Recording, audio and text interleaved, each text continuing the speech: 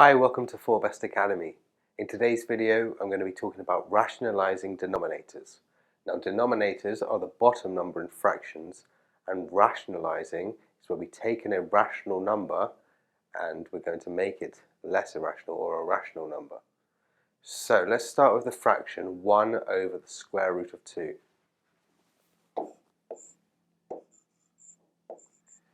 Now, the square root of 2 is an irrational number. So here I can attempt to rationalize the denominator. By doing that, I'm going to take the irrational number from the bottom of the fraction and get rid of it. So to do that, all I have to do is multiply this by 1. However, I'm going to express 1 in a different way. Look at this.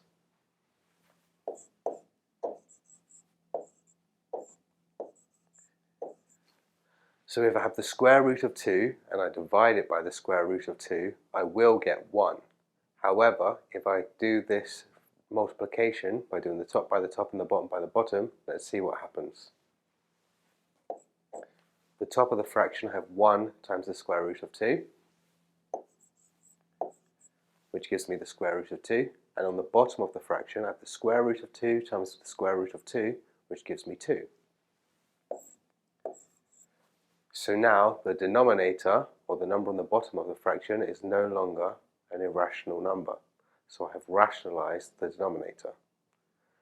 There are further questions we can do with this, where if we have two terms and one of them is irrational, we multiply by what's called the conjugate.